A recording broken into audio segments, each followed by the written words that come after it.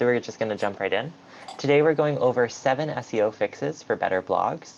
We're going to talk about how to re-optimize your content for better performance.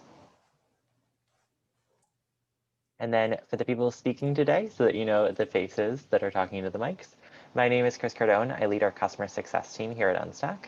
And I'll hand it over to our keynote speaker for today, who's Kaylee. Hi, I'm Kaylee Clarkine, and I actually run content here at Unstack. And so I will be running you through a lot of what I do on my day-to-day here. So to jump right in, before we get to the topic, I want to make sure we're all clear on why we're here in the first place. So I wanted to start with why it's a good idea to optimize or to re-optimize your existing blog posts for SEO. So I think we've all been there. You have a great idea, you write a blog post, you publish it, you have high expectations, and then nothing happens. Or you need to write a blog post and you get it done and you publish it quickly and nothing happens. So either way, you're looking at content that's underperforming. Most of the time when we're talking about underperforming for content, we're talking about like traffic and unique visits to your site. So the reason why you would want to fix your blog posts with optimizations is to get more out of that existing content. So today I'm going to be sharing some tips that'll help you fix your content so that you can offer a better resource to your audience, grow your organic traffic, and improve your search intent match. So how can you optimize your blog post for better performance? I'm going to go through these tips today. Identify keyword opportunities, revamp your title, adjust your meta description, rethink your structure, answer your questions, add lists to your intro, and build internal links. So first, and definitely the most important, identify keyword opportunities. So when you're optimizing a blog post for better performance, this is the first thing that you want to do because it's going to have the most impact on your content. If you have a keyword and it isn't performing, the first thing you should do is check the SERP. So if you Google the search query, you should ask yourself these questions. So is the search intent a match? And what I mean by that here is the person who is searching this query able to find the answer or the information that they're looking for in your blog post or your piece of content? Are you actually answering the question, or is it in some cases just like not a match? So for instance, if someone were to search how to optimize a blog post and this webinar came up, that would be a good match because that's exactly what we're talking about. We're talking about tips for how to optimize a blog post. And the second question you want to ask yourself is, does your content deserve to rank here? Sometimes our blog posts aren't that strong. We've all been there. I've definitely written or edited posts that I realized later just missed the mark, whether it was search intent match or there were just better resources already out there. So I would encourage you to check the other results for your keyword and be honest about how your resource stacks up. So if both of those answers are yes, that the search intent is a match and your content deserves to rank, you should just go ahead with that keyword and move on to the rest of the optimizations that we'll walk through today. But if you didn't have a keyword in mind when you published the post, then the best place to start is to see if it's ranking for any other search terms. If it is, you found the keyword to use and you're good. If it isn't, then it's time to check for some relevant related keywords. And I would suggest using a keyword research tool for this. I use Ahrefs, but you could also use SEMrush, and there are lots of other options to use.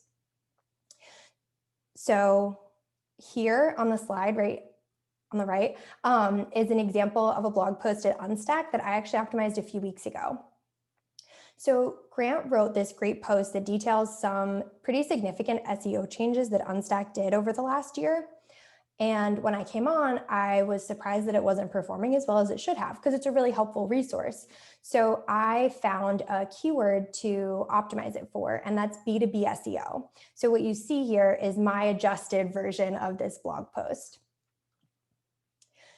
Now, I didn't change the content. I didn't go through and rewrite what Grant wrote or change any of his tips or change the focus of the post.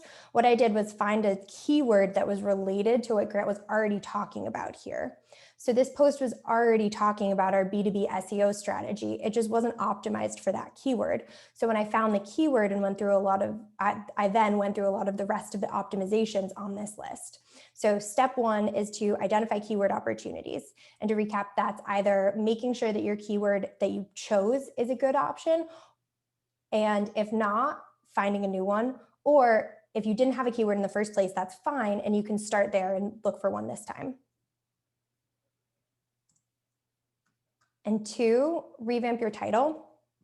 This is probably the easiest way to quickly and effectively give your blog post a refresh. I would encourage you to make sure you follow some basic SEO best practices. So include your target keyword, and including that at the beginning of the title if possible is better. Avoid keyword stuffing, and keyword stuffing is jamming as many keywords as possible as you can in there. This just looks spammy and it isn't helpful. And you'll also get dinged by Google for doing this. Stick to 65 characters. If you do that, that way your whole title will appear on the SERP. And finally, make sure your title is unique. A title tag is actually an HTML element, and you don't want multiple. You want to make sure that every title tag on your site is unique, because you don't want to have that coming up twice. So double checking these SEO best practices is especially important if you have optimized your blog post for a new keyword or a different keyword, a keyword at all. So I would definitely go through this, and then a title that, but like, of course, a title that follows these best practices still might fall short of refreshing your content. So, okay, so in order to make sure that your title is original, in order to make sure your title better, you need to make sure your title is original and compelling too. So I wanted to pull up this example of a search engine results page. So I typed in content marketing in the search engine, and this is a snapshot of the results that came up. If you'll look at that, that's revealed Ultimate Beginner's Guide to Content Marketing. What is content marketing? Your ultimate guide, the ultimate guide to content marketing strategy. Nobody wants to publish the second ultimate guide to X, let alone the third or the fourth or the fifth on the page. So definitely the first thing you want to do is go to the SERP and make sure that your title isn't duplicate. You don't want to have the same thing. So in doing this, the other thing that you want to remember is that you want your title to appeal to real people. There's definitely search engines and algorithms to keep in mind, but people are the ones who are going to be reading the search engine results pages, and people are going to be the one who are clicking on your post. So make sure your title is interesting, make sure it's descriptive and engaging, and make sure it conveys the value of your blog post. No one should question why they should want to read your blog post. That value should be clear in your title. So next is adjust your meta description. And the image here is a meta description. It's an HTML attribute that describes what the page is about. It's often the text that's pulled onto the SERP underneath. As you see in the example here, it'll show up just at the underneath your title and your link. And it's important to know that meta descriptions won't impact your rank. So this isn't an opportunity to change your rank, but it is an opportunity, or it is important to like just follow the basic SEO practices to make sure that when Google is crawling your website, that it's accurately identifying and categorizing the page. So again, you want to make sure to include your target keyword in here and as close to the beginning as possible. Stick to the 65 character limit. As you can see here, this is another result that's going to show up on the SERP. So when you stick to that limit, it'll make sure that it shows the entire meta description on the page. And finally, avoid double quotes. This is just going to mess up the HTML, and you can't do that. So definitely make sure to avoid those in your meta descriptions. So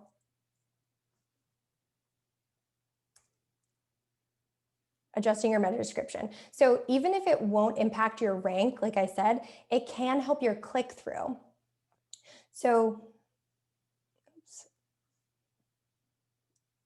the best way that you can adjust your meta description is to make it more compelling so that you increase your click-through rate. So when it appears on the SERP, again, it's people who are reading it. So take this opportunity to convince them why your blog post is valuable, what they're going to get out of reading your blog post. And here is an example from a search for best museums in Boston. Now, if you take a look, the first and the third options are totally fine. The first one has a description of what kinds of museums are going to be there, the coolest, weirdest, and best museums. And then the third one has the specific museums that it's going to talk about. So it's going to tell you more about the Museum of Fine Arts, the Isabella Stewart Gardner Museum, the Museum of Science, etc. But the middle one is my favorite. There's plenty to be learned in Boston's museums. The hardest part is choosing which ones to visit. Here's your guide to Boston's must-see museums. This meta description takes a different approach. It's more conversational. It tells you right away what the value is. It's Boston's must-see museums, and it also presents a problem that it solves for you. There's plenty to be learned in Boston's museums. The hard part, your problem, is choosing which ones, and this piece of content is going to help you do that. I don't know what the options are going to be, and I don't know what kind of museums they're going to be, but I know that this is the one that I want to click on because it seems like it'll provide me the most value. So, Kaylee, I feel like this is almost a really great part to talk about how in our title, we're showing off the value of the post. We're kind of trying to display to the visitor or the viewer in that SERP of exactly why this one will help, and we're making that unique. And our description is kind of this longer format area to go into exactly what that blog post is going to go into and still talk about the exact value it's going to deliver, but maybe with a bit more detail. Yeah, absolutely. That's a great way to think about it. Both of these elements, your title and your meta description, are your chance to show your readers and your potential readers on the SERP what you're going to be talking about and what they can expect out of it. Cool. So next, oops, sorry about that. Rethink your structure. So the structure of your blog post is important for SEO, and it's also important for readability. Sometimes posts aren't performing as well as we thought they might because the information isn't structured in the best way. So there are lots of different ways you can structure a blog post, obviously, but here are some of the basic components that every blog post you're publishing should have. An introduction that introduces the topic and includes your keyword, a conclusion that sums it up and maybe includes the CTA, H2 headings that break your blog post up into sections so that it's easier to convey the information, but it's also easier to skim, and then images to illustrate what you're talking about.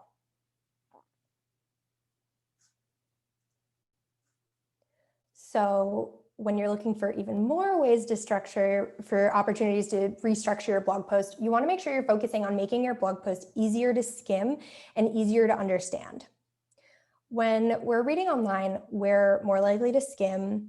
I don't know about you, I'm way more likely to start reading something, click to another tab, go back to reading something, read a little bit more, get distracted by an email, then go back. So we're more likely to read in those kind of chunks, and we're more likely to be multitasking when we're reading content. So when you're rethinking your structure and when you're structuring blog posts, it's important to keep this in mind. So the best thing you can do to optimize your blog posts is to plan for this and structure your posts in a very skim-friendly format. So how do you do that? Including H3s when relevant. If you have H2 sections that have lists underneath them or include multiple parts, adding H3s to make that even easier to get the information is a great idea. Adding bulleted or numbered lists where possible. Again, if you're including lists and they're shorter formats, having a bulleted list like you see right here is perfect. It's easy to skim, it's easy to see, and it also draws your eye when you're looking at it on a screen. Numbering your headings is also good, especially if there's steps or items in a list. When we're reading something and it's numbered and we know there are 7, we know that we're at 4 right now, and so we're kind of in the middle. We have a little bit of an idea of what we can expect for the rest of this webinar, or if you're reading this, for the rest of this blog post. Include a too long didn't read section for your conclusion. This is helpful. Obviously, the goal is for everybody to read your content. You spend a lot of time on it, and you put a lot of effort into it, and you put a lot of good information. So you want everybody to read it. But the reality is that when we're skimming like this, or when we're reading in chunks, we're not necessarily always going to be reading something start to finish. So if you include a too long didn't read with a bunch of quick action items at the end, you have a better chance of getting those people who may have gone through your blog post and just scrolled a bit and then clicked away. You have a good chance of recapturing them and still giving them that value, and maybe even encouraging them to go back to other sections where you explain those more thoroughly. Creating your own images or charts is also a really good idea. That way, when you're conveying information, you're doing it visually. Part of the reason why all of these elements work well is because we process information visually as well. You know, when we have a numbered list and we have different headings, we're recognizing the canonical structure of a blog post. We're recognizing that a smaller heading tucked into a larger heading is a subsection. When you have charts and images that you're creating, you're just conveying the information in a different way. And it's another opportunity to put your brand name or to provide proprietary data to your readers, which makes your resource even better. Finally, using alt text and captions for your images. Alt text is a good idea for people who are using screen readers. That way you can make sure that your blog post is accessible to as many readers as possible. That's always the goal. You want as many readers as possible to be able to get as much out of your content. And captions are a great idea as well. They can give an opportunity either to make a little joke about the image or to describe what the image is and put it in context. For instance, if you have a screen grab, maybe having a caption that explains what the screen grab is and where it's from. Remember, if somebody's skimming, they might just be seeing the images, and then when they see the caption, that's when they're compelled to continue reading. Awesome. And one thing that I love to note about alt text, because here at Unstack, we're very SEO focused, so we're always kind of focusing on what Google's doing. Alt text is actually a piece of what's called ADA compliant. So ADA compliant is for anybody with a disability in the United States. And what we're actually finding now is Google's working things like alt text into their algorithm and into page ranking, because they want every single person who searches to be able to consume the content that Google is providing them, especially on the first page. So alt text is now working its way into being something that almost needs to be an industry standard for every single page you create. Absolutely. It's definitely, I would definitely encourage it as an industry standard even now. It's just a good practice to get in the habit of doing it and to do it for all of your images that you're including. So next, this is a good way to, when I talked about refreshing the content, this is a good way to add more content to your blog post. So when you're doing keyword research to find new opportunities, check out the questions that are related to your keyword. So I'll go through an example in a second, but when you find a question that's related to your keyword, it's great to include it as an H2 in your blog post and then answer the question in the text immediately following. So if your question is, how do I optimize a blog post? The text immediately following should be, you optimize a blog post by doing X, Y, and Z. When you're formatting it that way, you're making sure that it's optimized for a featured snippet on Google SERP. And featured snippet, which I'll show in a second, will bring you up to the top of the search engine's results page. So here's an example. Let's say you're optimizing a blog post that ranks the best ice cream flavors. Sounds like a great blog post. I searched for ice cream flavors in Ahrefs, a keyword research tool or an SEO tool, and I searched for questions related to that keyword. Some of these aren't relevant. Which of the following Ben & Jerry's ice cream flavors is named after a music group? That sounds like it's on a quiz or something if it says which of the following. In which country are ice cream flavors like tuna, eel, and chicken wing available? That might not be something you're going to be including in your post because it wouldn't be helpful for a lot of your readers. But if you look at the question, how many flavors of ice cream are there? That's a question that would definitely provide value to someone who is looking for a ranking of the best ice cream flavors. If you want a list of the best ice cream flavors, knowing how many there are to choose from, and so knowing the context and the scope of your blog post is great. And that's going to make your content even stronger and an even better resource. So adding a section to your blog post targeting this this keyword, how many flavors of ice cream are there, in an H2 heading, and then immediately answering it is a great way to like add new content, like I said, and refresh your post. But it also is a good way to add additional opportunities to rank in a featured snippet here. So this is what a featured snippet will appear like on the Google search page. And you have probably seen these. They come up for most questions now. And appearing here, just as a note, it like your click-through rate might not be as high, so it might not be in your best interest to do it for every blog post.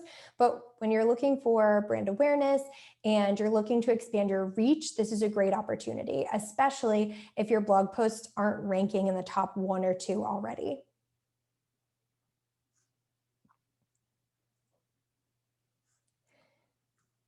So another tip, adding lists to your intro.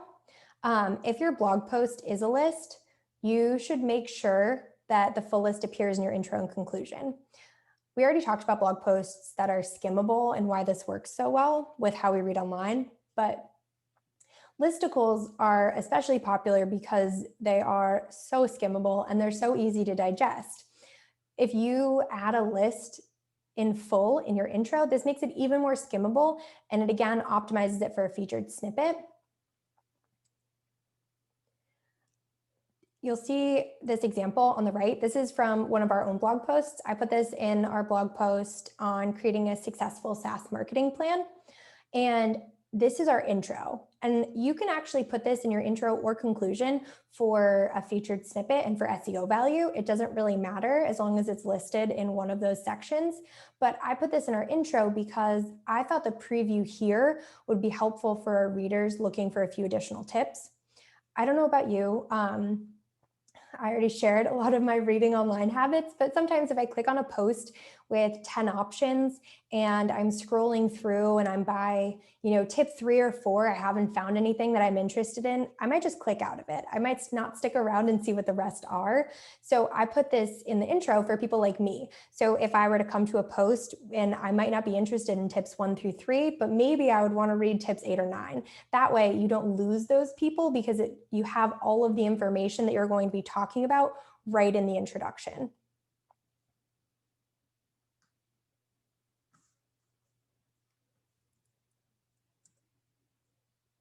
So finally, including internal links is a good way to provide your audience with additional resources on your website, and it's also important for your SEO. There are lots of links that are pointing to a specific page. This signals to Google that it's an important page. That means that it's a good way to boost your blog's performance. That means that you can boost your blog's performance by building internal links to that post. So whether it's an existing post that you're changing, or if you're just looking to do this in general, definitely build internal links from other blog posts, from other resource pages, from other pages throughout your website to make sure that those are connected. So how to do that? If you have a search function on your website, then definitely start there. Not all websites have search functions, and it's not always the most accurate. So what I like to do is to do a site search in Google. So to do a site search, you write site with a colon, and then you have the domain name, and then a space, and then you put the term. So here I did a site search on Unstack for content marketing. I was looking for opportunities to add hyperlinks to our to content marketing resources. So here are existing resources where it has exactly content marketing. This is perfect. And for keywords, you definitely want to start here. Having your anchor text as your keyword is great if it's possible.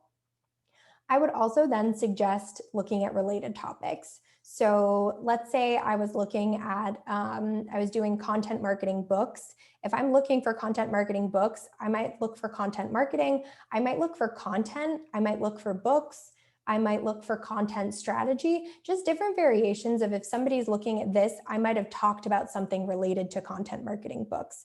And you don't want to include you don't need to include it only in relevant pieces. It's not like if I see something that's in content marketing books about SaaS, I'm not going to click on it if I'm interested. I am.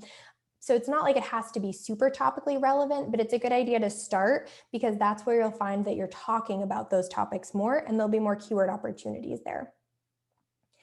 And it's best to have at least 5 internal links pointing to your blog post. So use that as a rule of thumb when you're going through and you're refreshing content. And then also that's a good idea when you're just creating content in general to get into a linking strategy and to start doing that as a rule when you're publishing.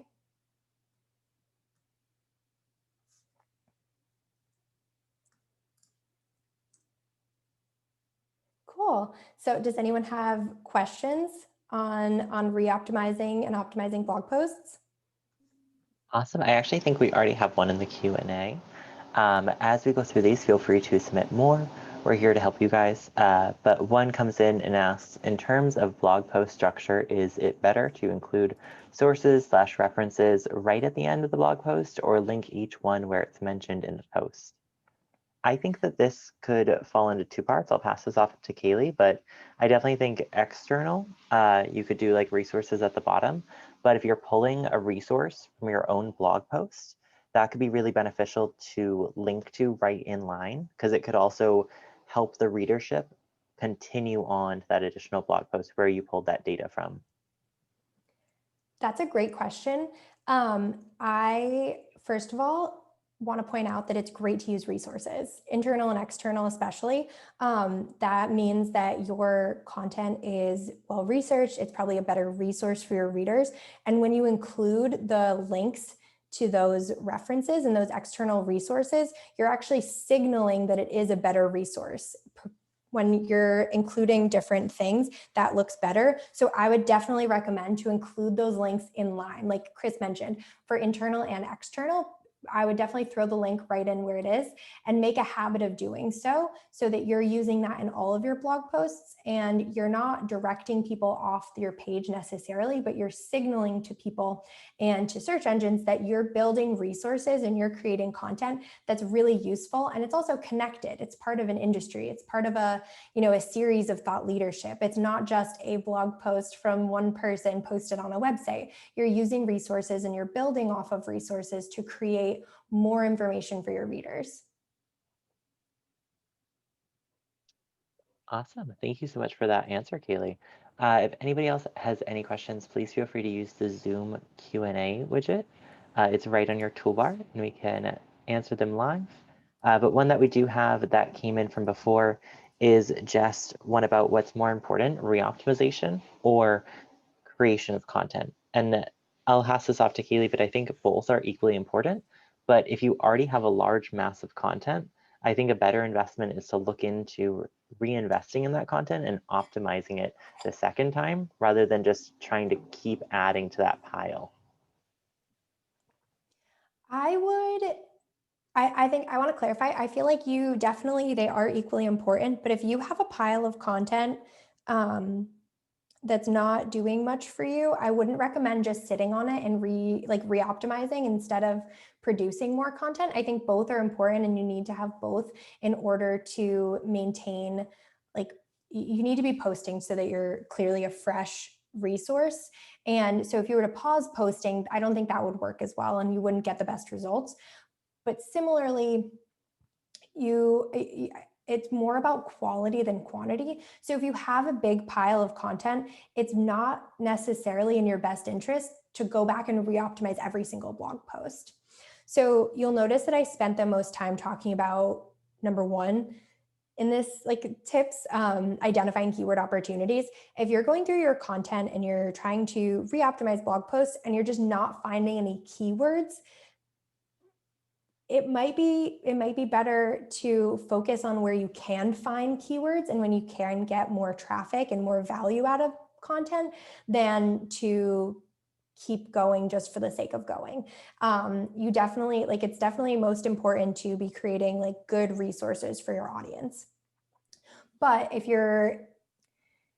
I wouldn't recommend redoing all of your blog posts to make them better resources if they're not necessarily going to be seen by your audience, because that won't serve them either. That's not creating better resources. So I would say that it's most important to balance both. You need to be creating new content and you need to be re-optimizing. you need to be doing like reviews if you have a lot of content on prioritizing what to focus your time on. It's not like you need to be re-optimizing posts all the time. One thing I didn't talk about was when to know when you need to re-optimize a post. It's not necessarily a week after you post it. It might not be a month after you post it, but it's definitely closer to like a month to a couple months to a year, and it's not doing anything. In some cases, it'll be, like it's not evergreen content and you don't need to re-optimize. But in some cases, it is like a good post, it has potential and it should rank. And so you can look for opportunities to do so. So when you're reviewing posts and like your existing content, make sure you're prioritizing that, just like you would when you're prioritizing creating new content. You want to make sure you're putting the most effort into posts that will give you the most and most boost in traffic and do the most for your business. So you want to be doing the same on both ends, which is a lot. It's definitely a balance, but as long as you're focusing and prioritizing what's going to do the most for you in both sections, you'll be good. I think that's a great answer. Especially, I love the clarification of focusing on keywords that actually matter, because I think that so many people come to us and they try to almost create like siloed content where you produce one piece of content you spend like 3 weeks on, but it's your only piece of content in that keyword. So obviously, with like no authority there, you're kind of entering a space that you don't have any domain in just yet. Um, but with that all being said, I think we're going to wrap up here. Kaylee, do you want to switch to the next slide and we can tell people how to keep in contact with us? Yeah, absolutely. Awesome. So my name is Chris Cardone. Once more, I'm the customer success lead here at Unstack. If you guys have any questions, feel free to ping me, and I'd be more than happy to loop in Kaylee. If you guys have any specific SEO questions or any strategizing questions, especially for our Unstack customers. But to everybody who joined us here today, thank you so much for taking up the time with us. There will be a short survey right after this webinar, and we'd love to hear your feedback there.